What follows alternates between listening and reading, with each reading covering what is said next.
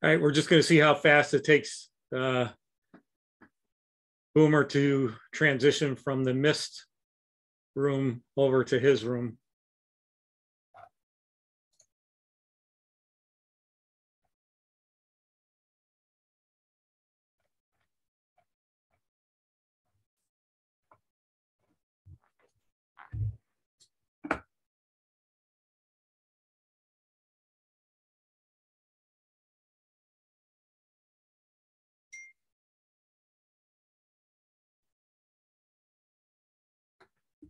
Hi there, stranger. Hey there, how you doing? Good, how are you? Great, thank you. James, what's up, man? Not much. So listen, I'm just going to kind of introduce you, and I'll try to kind of be polite about it. I mean, I appreciate that. Thank you. It's not Saturday morning at Clifton Park Half Moon EMS, so you know, I'll try to be nice. So listen, this is James Boomerhower. He's been it's been like a genetic thing because his dad, I actually rode with him at Mohawk Ambulance, even though after we were riding for about a year together, I didn't realize that he was your father. But again, he's been involved for EMS 15, 20 years in a variety of different health systems or EMS systems from the Capital District to New Hampshire and Maine, right? I got them all. He currently functions in the role of critical care transport specialist, paramedic, and lead peer support director with Boston Medflight of Bedford, Massachusetts, and crisis and peer support for the Echo Fast team. And I'll let you kind of go into that a little bit more. Awesome. Thank you very much. Thank you for being here. Share my screen? Yes. Awesome. And it's absolutely my pleasure to be here. Thank you, Art, for asking me. Thank those of you that are here for being here. I appreciate it. If all goes well, we should see something come up here. I have a pretty old computer, so I'm going to go ahead and shut my video off just to save some RAM and hopefully save some audio quality for you guys. All right, good. We can see the screen, and I'm getting a couple texts that a couple of people appreciate that. Awesome. Awesome. Right. Fantastic. You know, I just want to make sure that nobody gets nauseous. It's close to dinner time. So I want to talk to you today about mental health, psychologic first aid, and building resilience overall. And Art did a beautiful job on my introduction here. I'll kind of bullet point the list out here. I've been in EMS now for 18 years, which is probably terrifying for some of my colleagues that have known me for a while here.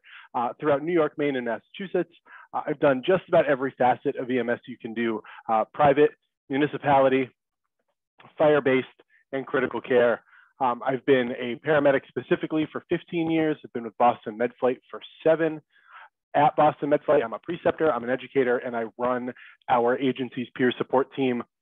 All of the bullet lists that you see below that are all educational and psychological. So I am a first-year master's student getting my master's in clinical psychology at the Colorado State University.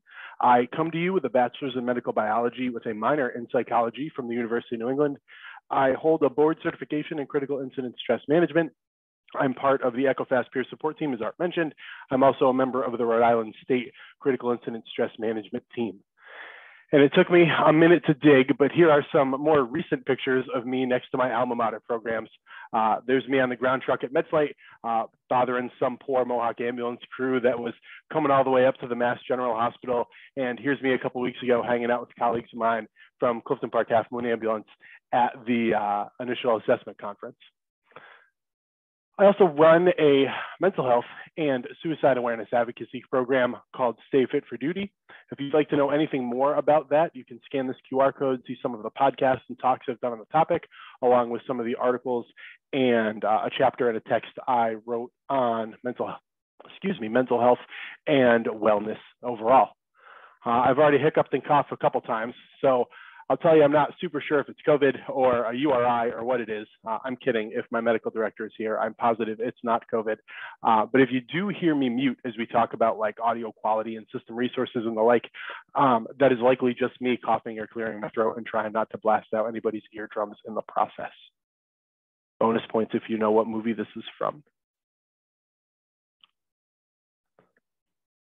So I want to take a moment and remind you all of a really fundamental tenet that we often forget about as first responders and EMS providers. The expectation that we can be immersed in suffering and loss daily and not be affected by it is just as unrealistic as expecting to be able to walk through water without getting wet. Which leads me to a question.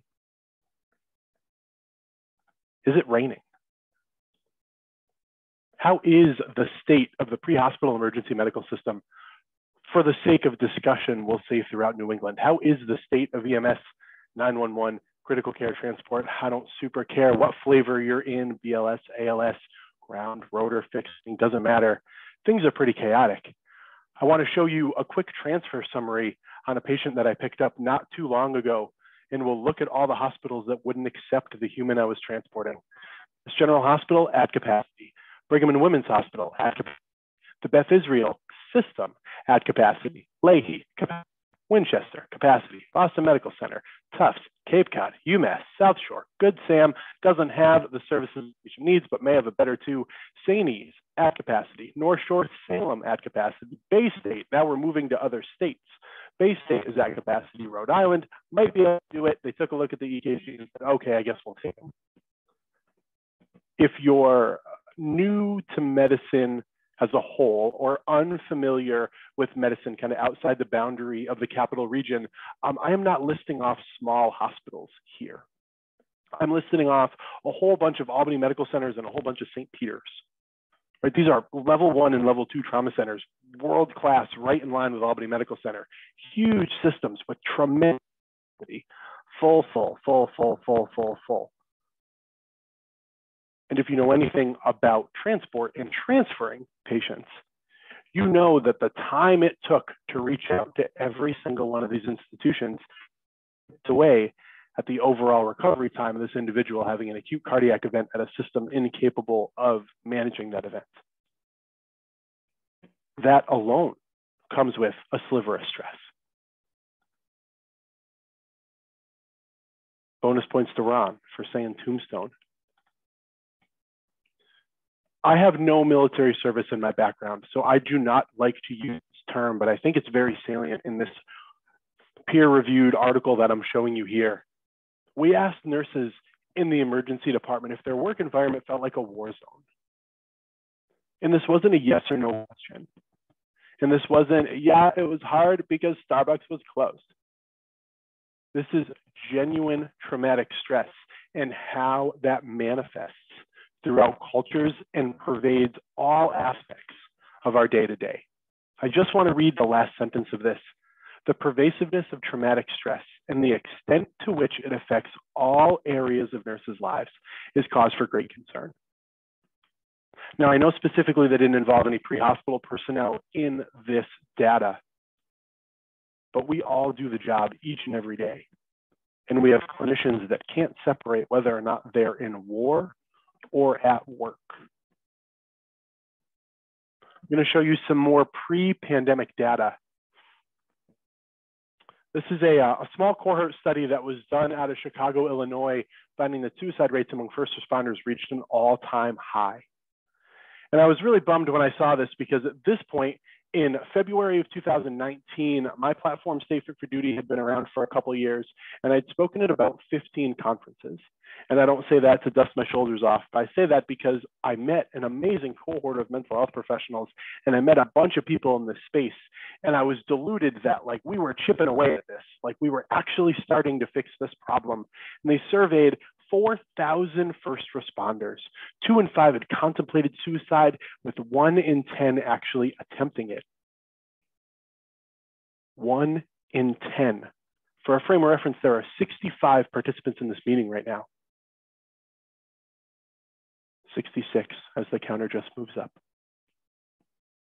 And important to note on the overall psychologic side of the coin, in this study specifically, they did not include those that were removed from duty, who have a notoriously high risk of incidental harm, and those that were retired. We make this job our identity. This is not just a job. I am not an accountant.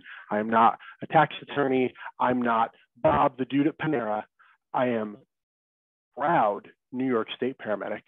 I'm a proud fire EMS professional, and I'm a proud Boston Medflight critical care transport specialist. This is routinely our identity. And when that identity gets pulled from us, either from retirement or, some could argue more traumatically, without our consent, when we're removed from duty, put on disciplinary leave, or fired, when that identity is stripped from us, it gets much, much harder for us to realign what our identity is.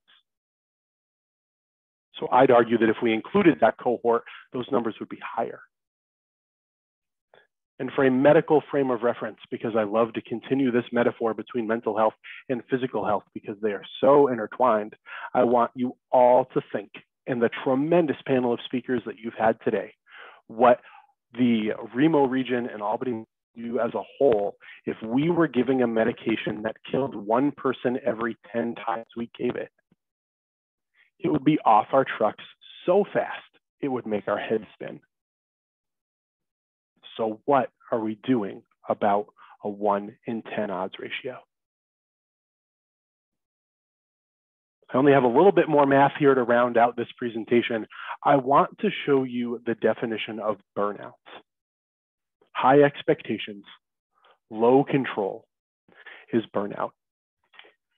Dr. Edwards just gave a fantastic presentation on good communication in trauma bays and took the time to articulate if the whole room is really pissed, pardon my French, or you feel as though the room didn't go as well as you wanted it to, you only have a 30% being a you problem, and a 66% chance of it being everyone else's problem. And we could take an entire hour today and spin around how the resident feels, how the attending feels, how you feel. And I want you to just think of who in that room has tremendously high expectations and very low control. It depends on the moment. It depends on where we are in the system. But at any point in a patient care iteration, it's everyone. I have a ton of control in the ambulance until I get to the trauma center. Trauma center doesn't have much control until I walk through the door. What if my patient has religious beliefs that conflict with fundamental trauma practices? As Dr. Cohen told you, I work at a system that carries plasma and pack cells, a cooler. It's right there. I have really high expectations for myself. I want to manage this patient as well as humanly possible. And I learned that their religious beliefs directly object to that. High expectations, low control equals burnout. And then, as many of you could assume, we see the matchstick, and everyone loves to use the matchstick metaphor of burnout. And it's great because when you start, you're fresh and you're strong and you're full of fire and just a little bit of motivation lights you off. But then if we're not super careful, the matchstick dwindles down to nothing. And what I hate about the matchstick metaphor is it implies that once you've burned out, you're done. And we use it, say burned out, flamed out, done. Done. Burnout does not have to be terminal. Post-traumatic stress does not have to be terminal. These iterations that we use and these labels that we put on individuals are not life sentences. We're going to do a handful of things in the 40-odd minutes that I have with you today. We've learned about some data. We're going to learn a little bit more stuff. We're going to identify people that are in distress, and we're not going to go through case scenarios or anything like that, but we're going to take what we've learned and kind of put it on individuals. Then we're going to acknowledge whether or not we have a component of that within ourselves. That's the hardest part. Easy to learn. Every single one of you in here, either medical or hospital-based or pre-hospital-based professional, is really, really good at learning and then really good at identifying what they just learned, right? That's our bread and butter. That's super simple. Give me the protocol. I'll show you somebody who meets the criteria. It's this third part. It's this looking in the mirror and saying, James went through a lot of the symptomology of burnout and a little bit of post-traumatic stress, and I felt it. That was mostly me. That acknowledgement part is tricky. Once you've acknowledged it, action is also easy. And I say that again, talking to my EMS colleagues, that is also our bread and butter. When we see the problem, we fix it almost to a fault. So in this list here, acknowledgement is really the only hang-up. And it comes with time. I have a handful of takeaways that I want you to get from this presentation. And one of them is correlating a lot of what you already do. Every single one of you in here is in an EMS Week CME presentation because you care about the work you do, you care about keeping your certification up to date, and you care about the patients that you treat, and you want to treat them well. I want you to take one iota of the tenacity and the dedication that you put into learning, managing, practicing, and simulating treating your patient's physical health. I want you to reflect that back onto your own mental and emotional well-being, because we've made a grave error specifically in civil service. And we've called ourselves the protectors, and we've called ourselves the guardians, and we've called ourselves all these wonderful terms, while unintentionally putting us above the people that we help. I am the guardian, you are the one in need. I am the helper, I am the White Cross. I come to you and put myself at a deficit to care for you. And that's fantastic. And it's glamorous, and it's glorious, and it's noble. But we have to turn some of that lens to our own mental and emotional well-being, or we will turn into a book of matches that can't ever be reignited. We have to take an iota of that tenacity and reflect it back to ourselves. With this entire discussion, we have this much larger discussion of traumatic stress and traumatic injuries and what makes events traumatic. And I have a whole list here, and we'll talk about this a little bit, but I want you to look at the bullet point that I've made in red. An event gets made traumatic when it changes the way a person understands the world, themselves, or others.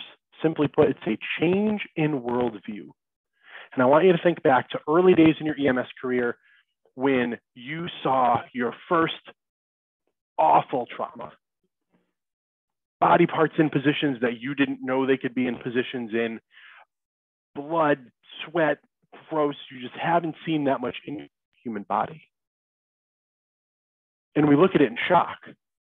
And our senior partners see that we're in shock, right? Maybe we're not doing what we're being asked to do. Maybe we're showing actual external symptomology, right? We're pale, we're tachycardic, we're tachypnic.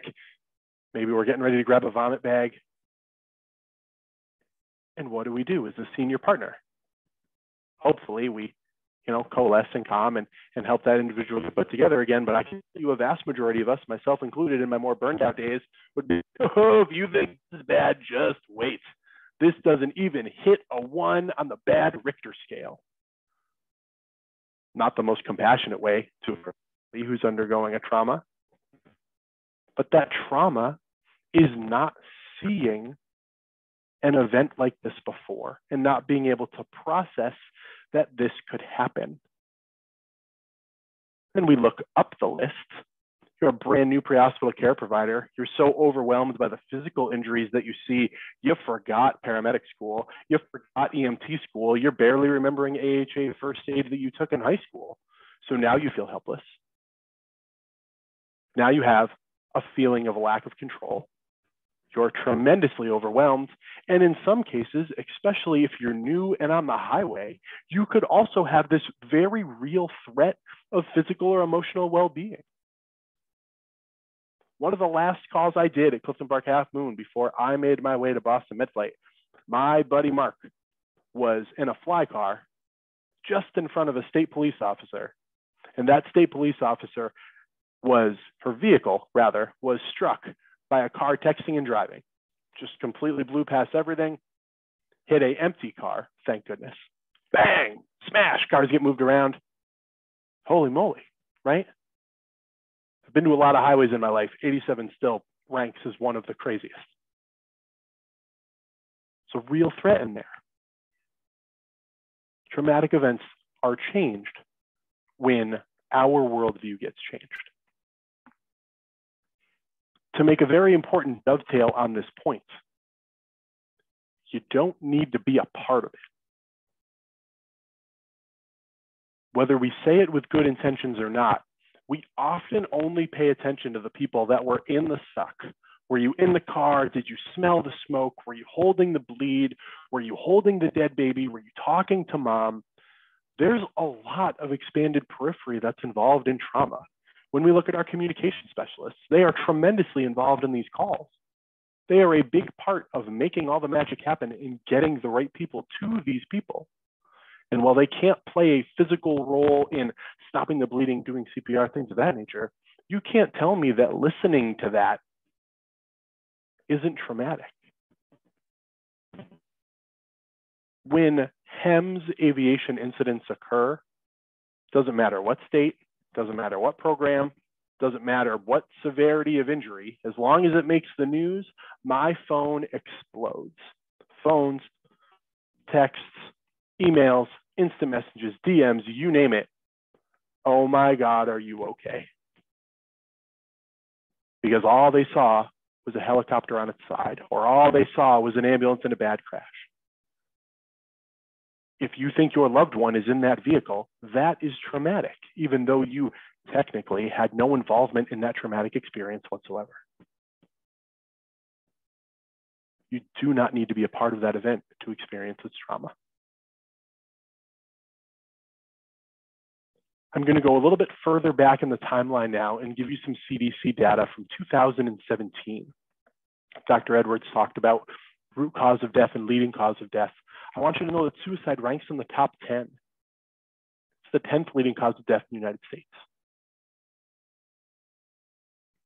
47,000 Americans died by suicide, and that's after 1.4 million attempts. And while I admittedly don't super care that it costs the US healthcare industry $69 billion, that eventually trickles down to all of us, right? And that makes copays a little bit more expensive, and that makes ICU stays more complicated, and that is reflective of an individual who was under tremendous need of very complex medical care for a really long period of time. I told you in that research done in Illinois that 2 in 10 individuals had thought about suicide. Well, 1 in 10 had attempted it. I'm going to tell you that from the CDC, 1 first responder dies by suicide every 4 days in America. Some of us work shift rotations that are 4 days long. And 1 first responder dies by suicide every 4 days. In this data, first responder is law officer, fire professional, and all facets of EMS. I want to go back to that medical metaphor for a second. If we gave a medicine on the truck that killed a person every 4 days, it would be off so fast, it would make our head spin. So what can we do? I've totally brought the room down. Everyone's really upset. Everyone's a little bit emotional. I want to talk about the idea of psychologic first aid, or PFA. And through those tenets of psychologic first aid, we can learn, just like traditional medical first aid, what we can do immediately in that moment, what we can do in the next few days, and what we can do in the upcoming weeks. And I want to apologize to the room. I see the number in the chat room increasing. I just can't catch it right now. So hopefully Art and his team can distill some of that for me, but I will see it before I leave, I assure you. The first thing that we can do is we can normalize what we're experiencing. If you come away with a couple key points here, this is one of them. When you experience stress from any type of trauma, the emotions that you are feeling are not abnormal. They are a normal response to an abnormal event. If those thoughts coalesce with thoughts of self-harm and or suicide, they need to be addressed immediately and with professional assistance. No different than what we tell our patients. Well, what stays confidential? Well, what can I just tell you that you don't tell other people? And burp, burp, burp, burp. And what we tell people If you tell me you're going to hurt yourself or someone else, I have it, you report that. Same deal here. Dr. Edwards had a beautiful slide up on physical trauma. And what is physical trauma? An external force applied to a person that has the potential to cause a loss of life or major disability. How closely paralleled is that to mental and emotional trauma? It is a force that is applied to us. I'm walking around, living my best life, normal as could be, and then bam, trauma is given to me. I take 10 seconds to point out some of the parallels between physical and mental and emotional trauma because no one looks at the lady who got hit by a car and has bilateral femur fractures as weak. We're not like, maybe if she was tougher, she'd have stronger femurs. We don't. We say, yikes. Hopefully you don't say yikes. That'd be awesome if you did. We have to get you to the right hospital so you can see a surgeon. And we do a lot of really foundational first aid. And we do a lot of really good advanced trauma life support, and we get them to the right hospital. Why, when someone imparts a tremendous amount of mental and emotional trauma, do we say, suck it up? It could have been worse. If you think that call is bad, wait for the next one. It is the same. And injury, if we want to get fancy and I can flex my studies in my master's degree, we can spend a ton of time talking about how physical injury and mental injury are so closely paralleled that they actually cause pathological derangements. Who here has ever seen abnormal vital signs on an individual suffering a psychological emergency? Tachycardia, tachypnea, hyper or hypotension, loss of consciousness, psychosomatic seizures. We see that mind-body connection every single day. I'm a huge fan of breathing exercises. And if you don't know me or we haven't worked together, you'll know that I'm not the guy that's going to break out a yoga mat at my fire station or my hangar. I love yoga, but you do yoga by yourself. At least I do yoga by myself. It's gross, I get sweaty. So when I give you a breathing exercise, I want you to notice the notable lack of raising your arms up to the sun and bringing them down to heart center and all beautiful things. There's no home. This is something you can do in the truck next to a human who doesn't even know you're doing it. As you sit in front of your computers, maybe alone, maybe around a couple of people, we're going to go through this once with the GIF, and then I'm going to narrate through it a second time. Please do this twice. I want you to inhale for 4 seconds. Hold your breath. Exhale for 4 seconds. Hold your breath. Inhale, 2, 3, 4. Hold, 2, 3, 4. Let it out, 2, 3, 4. Hold, 2, 3, 4. There you go. That technique is called box breathing. It comes in a variety of shapes and sizes. It comes in a variety of cadences. The ins, holds, and outs have to be equal, or else it's not a box, it's a rectangle. So keep it a square. Make your ins equal your holds, equal your outs. Do them at whatever cadence you feel is appropriate. 4 seconds is a pretty good middle ground. 2 is too short, 6 can be too long. Boston Medflight operates on a paging system, so we get notified by our communication specialist that we have a call, and then we get a 140 character location, age, unit, problem. And when that problem is particularly terrifying or a really stressful patient scenario, or I think I might know this individual, or any other reason why that might be a little bit anxiety inducing, I do 2 of these. Every time I prep an airway, I do 2 of these. When my girlfriend's telling me a story and I'm woefully disinterested, but I really don't want to start a fight, I do 2 of these. Because you cannot notice they're being done. And I want to give you tools that you can use in your back pocket without someone saying, what are you doing? What is that noise? Tremendously helpful tool to help keep you out of de-stress and keep you in this eustress state, right? My pupils are dilated, a little bit of epi going through my veins. I'm more awake, I'm more alert, and I'm not so stressed that I can't attach a hub to a needleless adapter. That is my personal physical cue that I'm too stressed in the moment. When I can't connect a lure lock, it's time for me to take a second and breathe.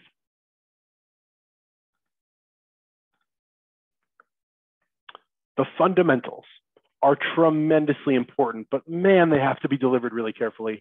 Because if you come to someone in crisis and you say, Art, it's going to be okay. Take a big deep breath, Art, just stay with me. Why don't you go sleep for 8 hours?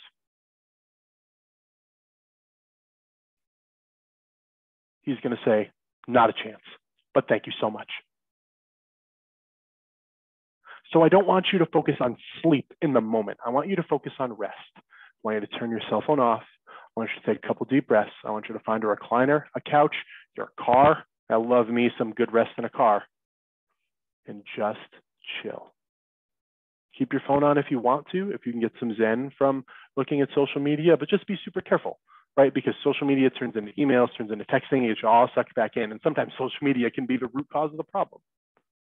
So do you need sleep? Yes. Is it important? Yes. Am I going to be one of the many people belaboring that point? No. Science isn't super out. Somewhere 6 to 8 is fantastic. Can we get it in this profession? Not super reliably, so we have to work on that. Rest is attainable. Rest can be done on shift. Rest can be done in the car for 10 minutes before you get home. Rest can be a beautiful technique when you leave paramedic mode and go to husband, wife, brother, sister, father, friend, family, dad, what have you, and make that transition. In crisis, calories count more than the quantity of the calories. Find me any good critical incident stress management team going to individuals in crisis, and they come with snacks.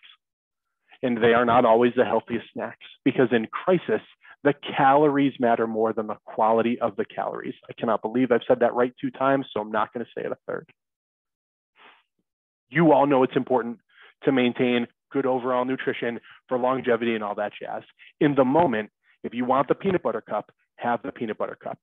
And for the love of all things holy, stay hydrated. What I will ask you to do in crisis is have a snack and a bottle of water. Oftentimes, like I said, I'll come charged with one. We'll drink it together, not share a bottle. It's still COVID, but we'll each have our own.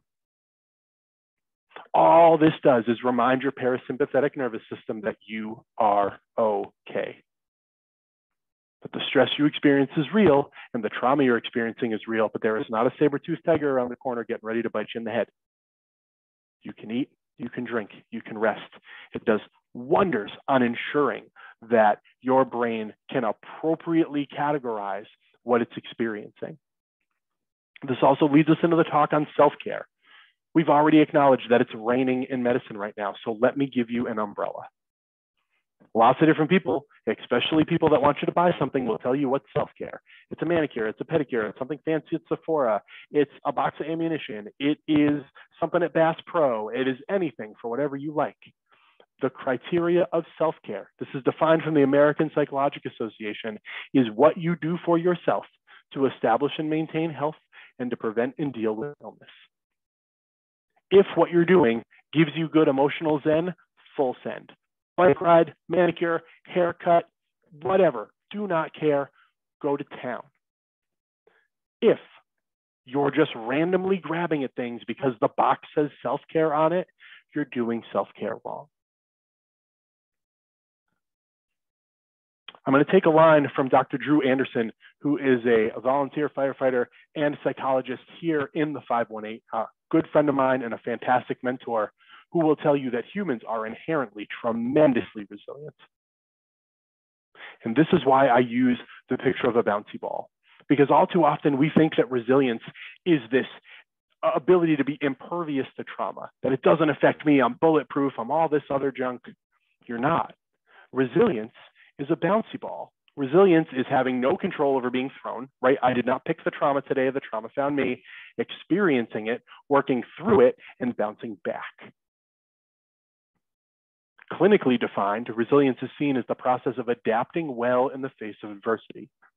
It's not, do you not show any symptoms? It's, do you bounce back from difficult experiences or trauma? As we wrap up here, as I'm trying really hard to stay on time, I want you all to remember to celebrate the wins. The wins are incredibly important and they mean a bunch of different things. What I want you to do on your next shift, regardless of how great or terrible it goes, is call out 1 or 2 wins. The day was horrible. My ambulance broke down. Everybody died, but I hugged my wife for 5 more seconds than I normally do.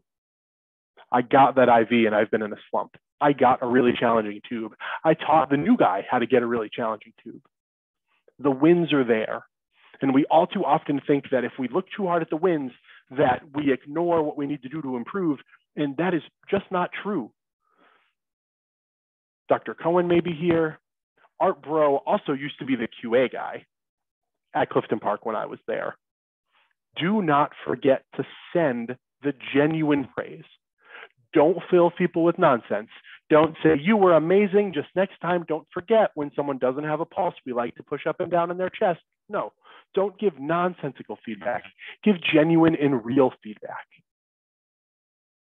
And when you receive that feedback and you get those wins, keep them. Keep them segregated. Keep them with you. This is a cool email. I'm proud of this email. I worked hard on this case. I worked real hard on this case. So did Corinne and Katie and Mike. We did a lot of work and took care of 2 very sick people that are doing super well. This is a win. We don't get many of these. Keep them. When you're in the suck, when everything is terrible, pull these out and remind yourself of the quality and caliber of the clinician you are. Don't listen to the nonsense that's telling you you're terrible, you're awful, and you should quit. Use this folder if you need that help. I think I have about 10 seconds left. So I'm going to leave you with 3 things. It is okay to not be okay. It is okay to need rest. It is okay to need support. And being affected by the work that we do, the tremendously challenging, multifaceted, really unpredictable work that we do each and every day, does not make you weak, undeserving, or unable to be a world-class medical provider. If anything, it only makes you better. That's what I have. Thank you all very much for your time.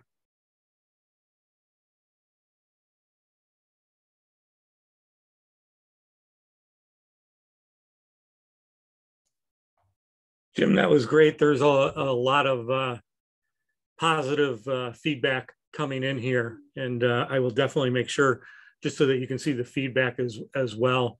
Again, you bring up some really good points that I wish 20 years ago somebody had brought up. So